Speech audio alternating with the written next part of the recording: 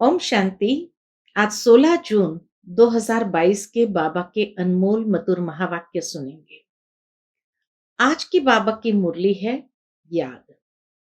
बाबा कहे तुम बच्चों को अपने याद के चार्ट को बढ़ाना है और उसके लिए जितना हो सके अशरीरी बन बेहद के बाप को याद करना है। उससे आयु भी बढ़ेगी और काया भी निरोगी बनेगी। साथ ही साथ बाबा कहे तुम्हारे ऊपर कई जन्मों के विकर्म का बोझा है।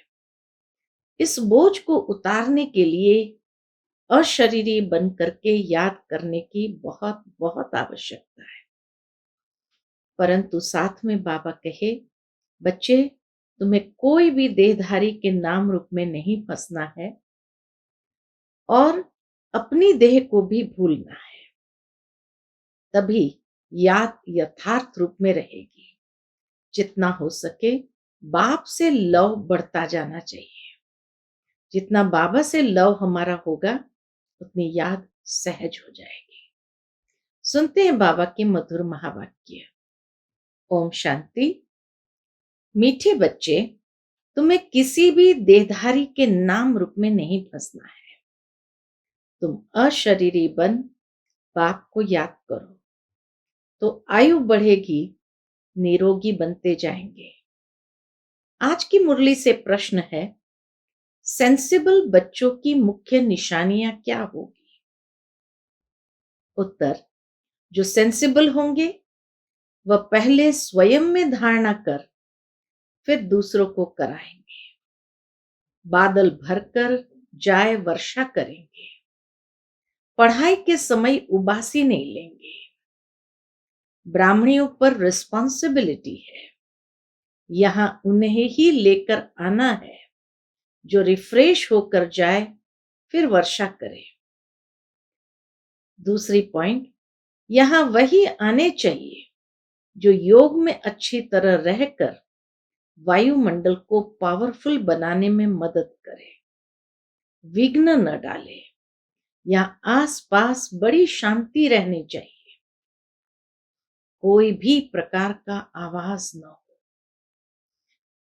आज की मुरली से पहले गीत बजा है ओम नमः शिवाय। ओम शांति। ओम शांति का अर्थ तो समझाया है ना।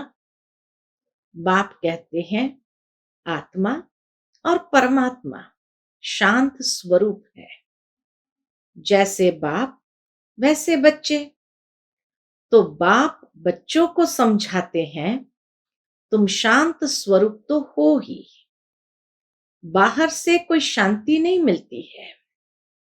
यहां रावण राज्य है ना। अब इस समय सिर्फ तुम अपने बाप को याद करो, मैं इसमें विराजमान हूं। बाबा कहे मैं इसमें विराजमान हूं। तुमको जो मत देता हूं उस पर चलो। बाबा कोई भी नाम रूप में नहीं फंसाते। यह नाम रूप है बाहर का। इस रूप में तुमको फंसना नहीं है। यहां तक कि बाबा कहे ब्रह्मा बाबा के रूप में भी तुमको फंसना नहीं है। दुनिया सारी नाम रूप में फंसाती है। बाबा कहते हैं इन सबके नाम रूप है, इनको याद नहीं करो। अपने बाप को याद करो तो क्या होगा? तुम्हारी आयु भी याद से बढ़ेगी, निरोगी भी बनेंगे। लक्ष्मी नारायण भी तुम्हारे जैसे थे, अर्थात जैसे मनुष्य है वैसे, लेकिन दिव्य आत्माएं थी। लक्ष्मी नारायण भी तुम्हारे जैसे थे, सिर्फ सजे सजाए हैं। ऐसे नहीं कोई छत जितना लंबे चौड़े हैं, दिखाते हैं ना देवताएं बहुत लंबे चौड़े। तो बाबा कहे ऐसे नहीं कि कोई छत जितने लंबे चौड़े हैं। मनुष्य तो मनुष्य ही है। तो बाप कहते हैं कोई भी देहधारी को याद नहीं करना है, देह को भूलना है। अपने को आत्मा समझो, ये शरीर तो छोड़ना है। दूसरी बात, गफलत नहीं करो। बाबा कहे इस ज्ञान मार्ग में गफलत नहीं करो। क्यों? विकर्मों का बोझा सिर पर बहुत है, बहुत भारी बोझा है, सिवाय एक बाप की याद के कम नहीं हो सकता। बाप ने समझाया है, जो सबसे ऊंच पावन बनते हैं वही फिर सबसे पतित बनते हैं। इसमें वंडर नहीं खाना है, अपने को देखना है, बाप को बहुत याद करना है, बाबा को बहुत याद करना है। जितना हो सके बाप को याद करो। बहुत सहज है। कैसे सहज है? जो इतना प्यारा बाप है उनको उठते बैठते याद करना है। जिसको पुकारते हैं पतित पावन आओ, परंतु हड्डी लव नहीं रहता है, जिगरी प्रेम होना चाहिए। तो बाबा कहे हड्डी लव नहीं रहता। लव फिर भी अपने पति बच्चों आदि से रहता है। सिर्फ कहते थे पतित पावन आओ। बाप कहते हैं बच्चे मैं कल्प कल्प कल्प के संगम पर आता हूं। गाया भी हुआ है रुद्र ज्ञान यज्ञ। कृष्ण तो है ही सतयुग का प्रिंस। वह फिर उस नाम रूप देश काल के सिवाय आ न सके। उसी नाम रूप में उसी समय आएंगे। नेहरू उस रूप में उस पोजीशन में फिर कल्प के बाद आएंगे। वैसे ही श्री कृष्ण भी सतयुग में आएंगे। उनके फीचर्स बदल न सके। इस यज्ञ का नाम ही है रुद्र ज्ञान यज्ञ, राजस्व अश्वमेध यज्ञ। राजाई के लिए बलि चढ़ना अर्थात उनका बनना। बाप के बने हो तो एक को ही याद करना चाहिए। हद से तोड़ बेहद से जोड़ना है। बहुत बड़ा बाप है। तुम जानते हो बाप क्या कर देते हैं। बेहद का बाप तुमको बेहद का वर्षा दे रहे हैं जो कोई दे न सके। मनुष्य तो सब एक दो को मारते काटते रहते हैं। आगे ये थोड़ी होता था। तुम जानते हो बाबा फिर से आया हुआ है। कहते हैं कल्प कल्प के संगम युगे जब नई दुनिया की स्थापना करनी है तब मैं आता हूं। मांगते भी है नई दुनिया, नया राम राज्य। वहां सुख संपत्ति सब है। झगड़ा करने वाला कोई होता नहीं। शास्त्रों में तो सत्युग त्रेता को भी नरक बना दिया है। ये भूल है ना। कहते वहां भी राम के सामने रावण था, कृष्ण के सामने कंस था। तो बाबा कहिए भूल है ना। वह असत्य सुनाते हैं, बाप सत्य सुनाते। बाप कहते हैं तुम मुझे सत्य कहते हो ना, मैं आकर सत्य कथा सुनाता हूं। 5000 वर्ष पहले भारत में किसका राज्य था? बच्चे जानते हैं बरोबर। 5000 वर्ष पहले इन लक्ष्मी नारायण का राज्य था। कहते भी है क्राइस्ट के 3000 वर्ष पहले भारत पैराडाइज था। हिसाब तो सीधा है। कहते हैं कल्प की आयु इतनी क्यों रख दी है? अरे हिसाब करो ना। क्राइस्ट को इतना समय हुआ, युग ही 4 है। आधा कल्प दिन, आधा कल्प रात को लगता है। समझाने वाला बड़ा अच्छा चाहिए। बाप समझाते हैं बच्चे काम महाशत्रु है।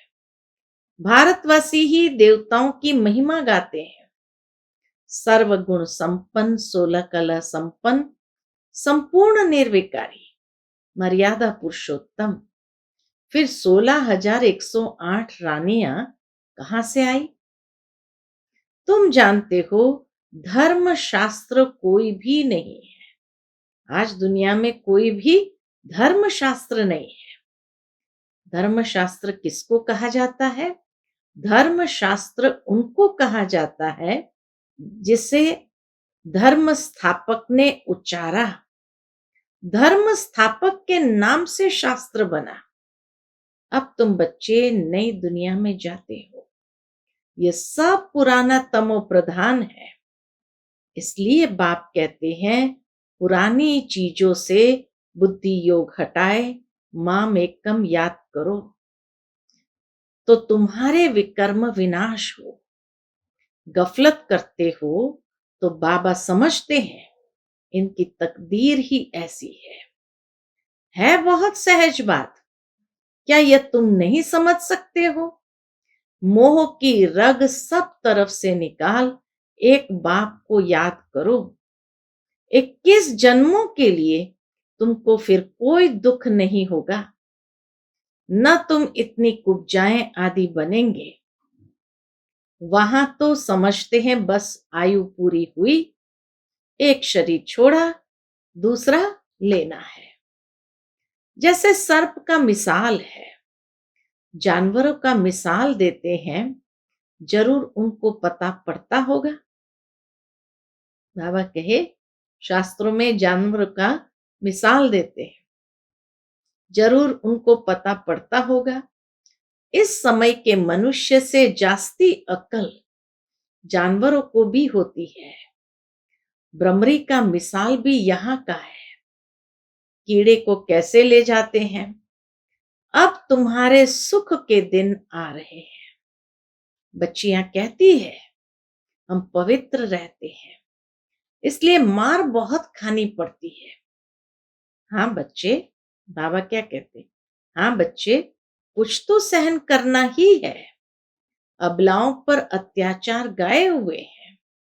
अत्याचार करे तब तो पाप का घड़ा भरे।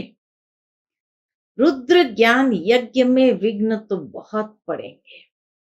अबलाओं पर अत्याचार होंगे, ये शास्त्र में भी गायन है। बच्चियां कहती है बाबा आज से 5000 वर्ष पहले आपसे मिले थे, स्वर्ग का वर्षा लिया था, महारानी बने थे। बाबा कहते हैं हाँ बच्ची, इतना पुरुषार्थ करना होगा, फिर से इतना पुरुषार्थ करना होगा। याद शिव बाबा को करना है, इसको नहीं, ब्रह्मा बाबा को नहीं। यह गुरु नहीं है, इनके कान भी सुनते हैं। वह तुम्हारा बाप टीचर सतगुरु है। शिव बाबा ही तुम्हारा बाप टीचर सतगुरु है। इन द्वारा सीख कर औरों को सिखलाते हैं। सभी का बाप वह एक है, हमको भी सिखलाने वाला वह है। इसीलिए बेहद के बाप को याद करना है। विष्णु को वह ब्रह्मा को थोड़ी पतियों का पति कहेंगे, शिव बाबा को ही पतियों का पति कहा जाता है। तो क्यों नहीं उनको पकड़े? अर्थात उनको बुद्धि से पकड़ने की बात है। तुम सब पहले मूल वतन अपने पियर घर जाएंगे, फिर ससुर घर में आना है।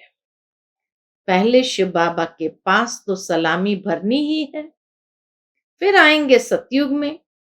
कितना सहज पाए पैसे की बात है। सिंपल बातें हैं लेकिन मनुष्य नहीं समझते। बाबा सब तरफ बच्चों को देखते हैं, कहां कोई जुटका तो नहीं खाते हैं। जुटका खाया, उबासी दी, बुद्धि योग गया, फिर वह वायुमंडल को खराब कर देते हैं। क्योंकि बुद्धि योग बाहर भटकता है ना, तब बाबा हमेशा कहते हैं बादल ऐसे ले आओ जो रिफ्रेश होकर जाए, वर्षा करे। बाकी क्या आकर करेंगे? ले आने वाले पर भी रिस्पॉन्सिबिलिटी है।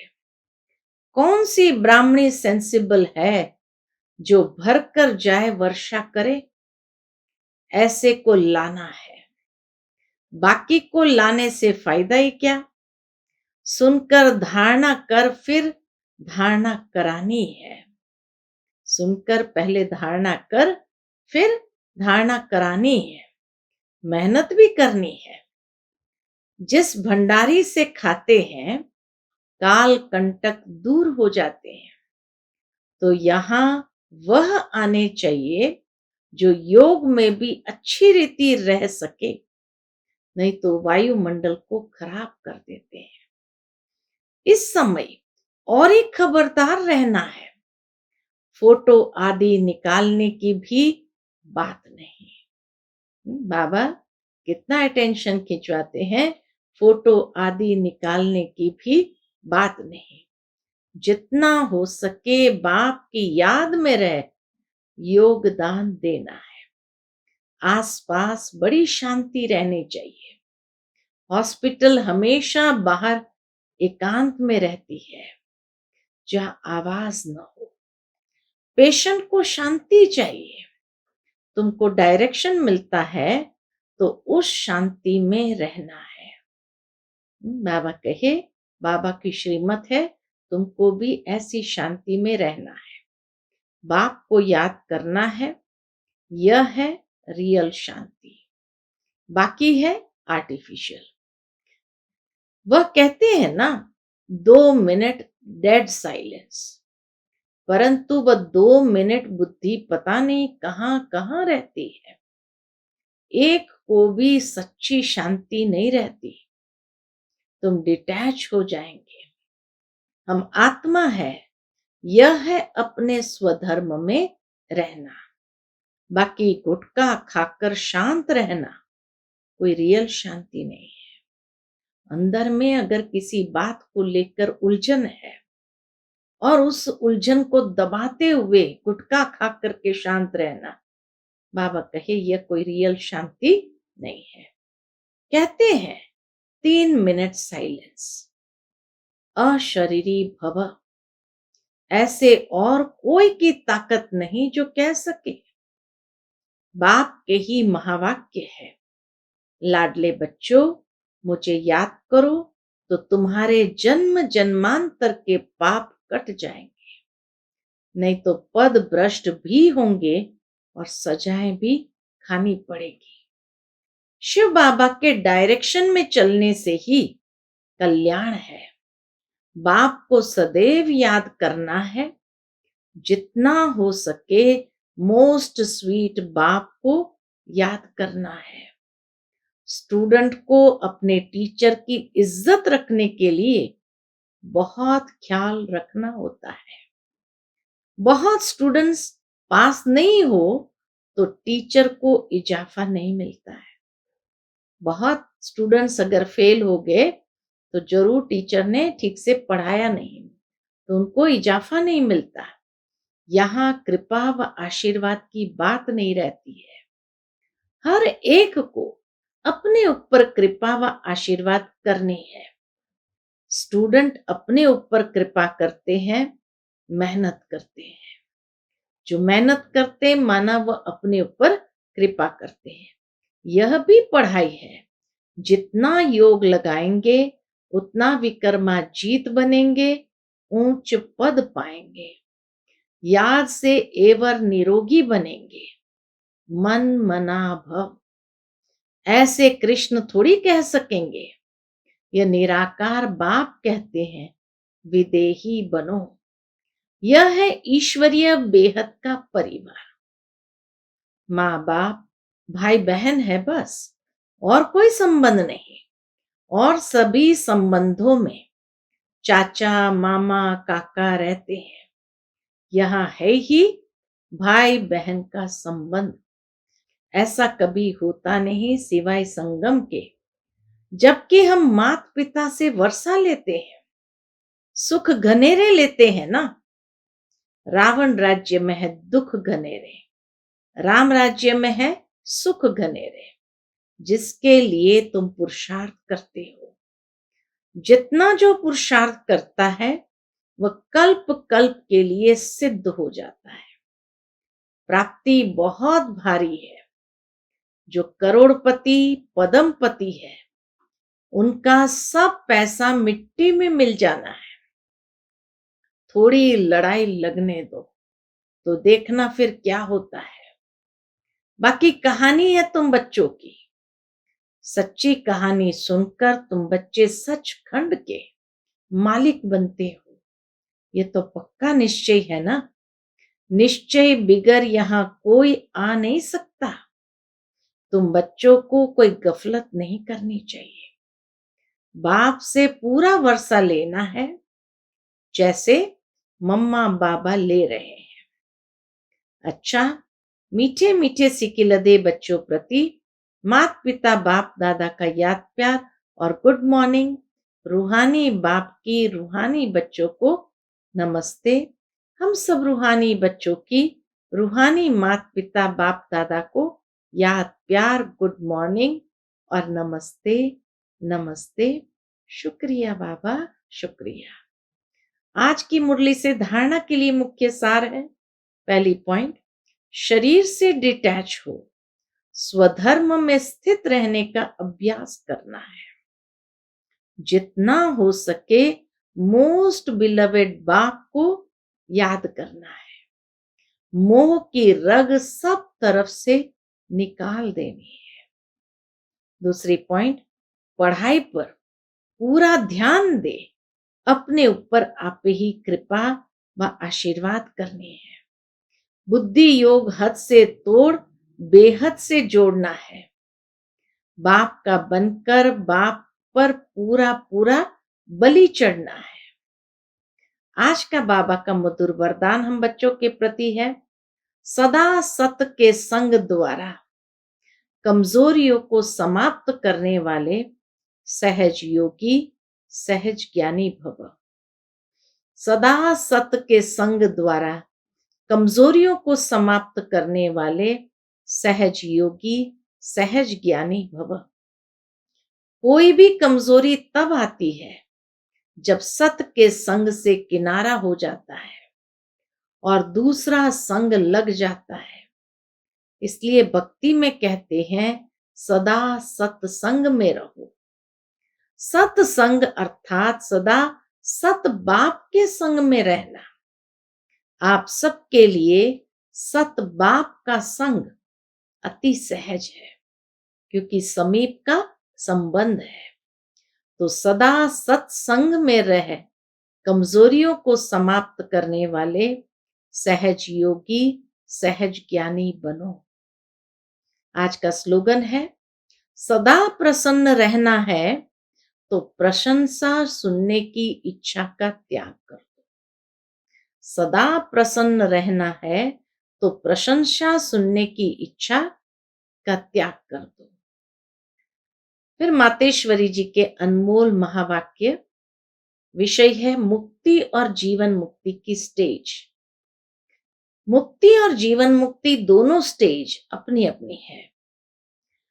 अब जब हम मुक्ति अक्षर कहते हैं तो मुक्ति का अर्थ है आत्मा शरीर के पार्ट से मुक्त है।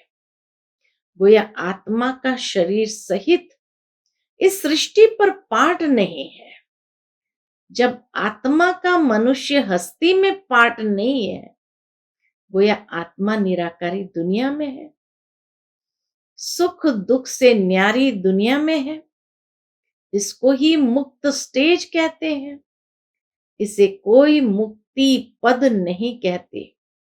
और जो आत्मा कर्म बंधन से मुक्त है, अर्थात शरीर के पाटदारी होते हुए भी कर्म बंधन से न्यारी है, तो उसे जीवन मुक्त पद कहते हैं, जो सबसे ऊंची स्टेज है। वो है हमारी देवताएं प्रारब्ध। इस ही जन्म में पुरुषार्थ करने से यह सतयुगी देवताएं प्रारब्ध मिलती है। वो है हमारा उच्च पद। परंतु जो आत्मा पाठ में नहीं है, उन्हों को पद कैसे कहें? पाठ में तो आना पड़ेगा, तभी तो पद है। तो बाबा कहे सतयुग वाला देवताएं पद है प्रारब्ध, वो है हमारा ऊंच पद। परंतु जो आत्मा पाठ में नहीं है, उन्हों को पद कैसे कहे? जब आत्मा का स्टेज पर पार्ट नहीं है, तो मुक्ति कोई पद नहीं है। अब इतने जो मनुष्य संप्रदाय है, वो कोई सबके सब सतयुग में नहीं चलते, क्योंकि वहां मनुष्य संप्रदाय कम रहती है। तो जो जितना प्रभु के साथ योग लगाए, कर्मातीत बने हैं, वो सतयुगी जीवन मुक्त देवी देवता पद पाते हैं। बाकी जो धर्मराज की सजाएं खाकर कर्म बंधन से मुक्त हो शुद्ध बन मुक्ति धाम में जाते हैं, वह मुक्ति में है, लेकिन मुक्ति धाम में कोई पद नहीं है। वह स्टेज तो बिगर पुरुषार्थ आपे ही अपने समय पर मिल ही जाती है। जो मनुष्य की चाहना द्वापर से लेकर कलयुग के अंत तक उठती आई है कि हम जन्म मरण के चक्र में आवे, वो आश अब पूर्ण होती है। मतलब तो सर्व आत्माओं को वाया मुक्ति धाम से पास अवश्य होना है। अच्छा, ओम शांति।